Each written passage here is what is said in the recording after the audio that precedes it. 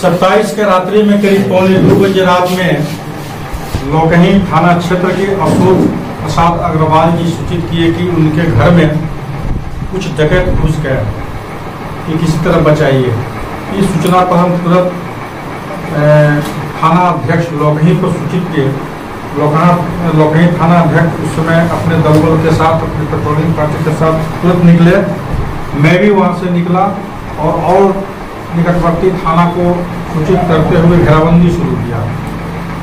वहां पर आने के बाद डकैत सब घर से निकल करके अंधेरा का फायदा उठाते हुए धान के खेत में चले गए। चारों तरफ सर्च किया गया, घेराबंदी की गई। वो समझ गए थे कि चारों तरफ से घेराबंदी कर दिया गया है, तब वो बॉर्डर की तरफ भागे। बॉर्डर पर भी थाना अध्यक्ष के द्वारा सूचना दे दी गई थी एसएसबी को अलर्ट रहने के लिए।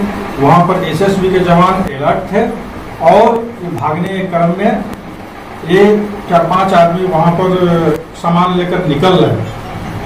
अचानक पुलिस को देख करके वो लोग सामान छोड़ करके कुछ लोग भागे। एक आदमी वहां पर पकड़ाया, जिसको पकड़ के पकड़ा गया। ये अपना नाम गुणसागर यादव बताया और नेपाल के रहने वाले हैं। गुणसागर पासवान, जो नेपाल के सलाही जिला के रहने वाले हैं। बाद में पूछताछ के क्रम में वो बताए कि उनके साथ करीब 11-12 लोग थे। जो पूर्व में भी लोकहा थाना में जो डकैती हुई थी उसका पूरा विवरण ही बताया और बताया कि कैसे कैसे वो लोग डकैती किए थे।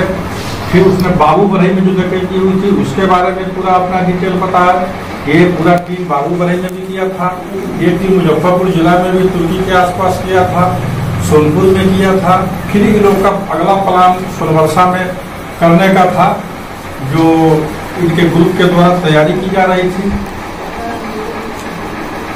और इनके पास से जो सामान मिला है उसमें करीब 29 केजी चांदी है, चांदी का आभूषण है और 950 ग्राम सोना बरामद किया गया है, जिसका कीमत 90 ग्राम 990 ग्राम 0.05। अब क्या सामान बड़ा रुपया है और रुपया है, कुछ रुपया है। और उसके घर का मतलब जिनके अशोक अग्रवाल जी के यहाँ लुटे हुए घर से कुछ कपड़ा उपड़ा है, जिसको मतलब बागी अपने सामान को देखकर पहचान किए हैं और बताए हैं। डकैत को भी देख करके बताया कि मतलब पहचाने हैं, अपने पूरा सामान को ही पहचाने। कैश कितना? कैश 1700 जिनके घर में डकैती हुआ अशोक चंद्र में, तो वह क्या कार्रवाई कर रहा है सर? जितना ये अब तो जो सामान बरामद हुआ, है देख करके लगता है कि वहाँ पर कोई लाना सामान रखना कुछ कारोबार है उनका, और ऐसे पलाई का उनका बिजनेस है, पलाई का कारोबार है।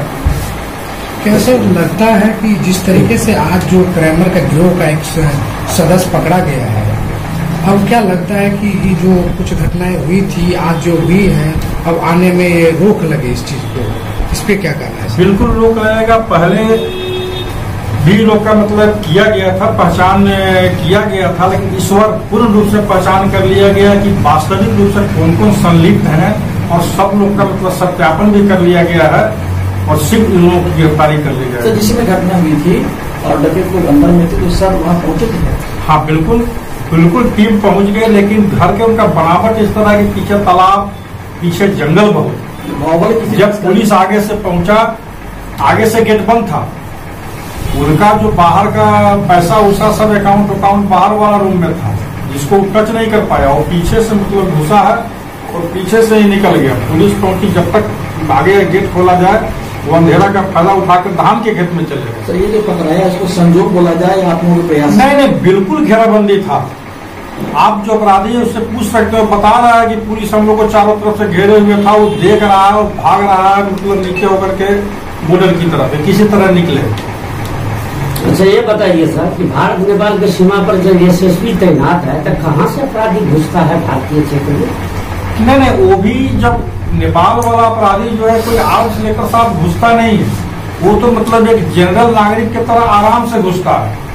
और इंडिया में अंदर आ करके वो मतलब बांस काटना, डंडा लेना और इसका फायदा उठा करके घर में घुसना और करके निकल जाना, और बम भी बनाना। जैसे इस अपराधी पकड़ा हुआ बता रहा है कि उनके ग्रुप का ही आदमी उसके घर के पीछे ही 2 बम तैयार किया, वो आकर के ही वहां बम तैयार करता है।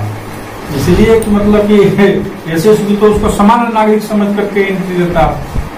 अच्छा, भारतीय क्षेत्र में जब घुसता है कहीं कहीं तो ये हथियार कहाँ से लाता है? कहीं कहीं जो हथियार भी अभी तक जैसे इस घटना से पहले भी आवाज भी लोखा में हुआ था, आवाज हुआ तो वहाँ भी बम का आवाज है, वहाँ मतलब फायरिंग का कोई हथियार का आवाज नहीं है। हथियार अब तक नहीं देखा गया है, उन लोगों के पास कोई रिवॉल्वर पिस्टल इस टाइप का चीज अब तक डकैती में नहीं देखा गया। हाँ, बम का उपयोग हुआ है, जो मतलब वो आकर के इंडिया में घुस करके बम तुरंत तैयार करता है, जो ये अपराधी पकड़ेगा, अपराधी के द्वारा बताया गया। लौकी, कुटौना, बाबूगढ़ी, मुजफ्फरपुर और ये सोनपुर मतलब लगता है कि उसका करने का जो सिस्टम है, वो जो तरीका है पूरे बिहार वो लग रहा है कि वो मिलता जुलता है। जिस सिस्टम से उन्होंने किया वो सिस्टम सारे जगह से मिल रहा है।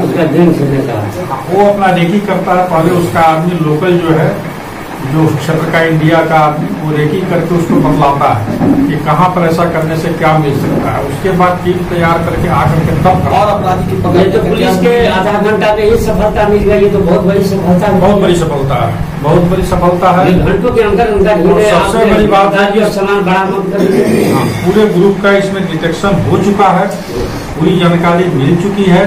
अब चूंकि मतलब ये इंटरनेशनल बॉर्डर पर स्थित क्षेत्र है, जिसमें कुछ कानूनी दाव पेच भी आता है, क्योंकि उस देश का कानून अलग, इसका कानून अलग। फिर भी क्योंकि सारे डकैतों का सत्यापन हो चुका है, तो वो नेपाल से संपर्क करके शीघ्र इन सबको गिरफ्तार कर ली जाएगी।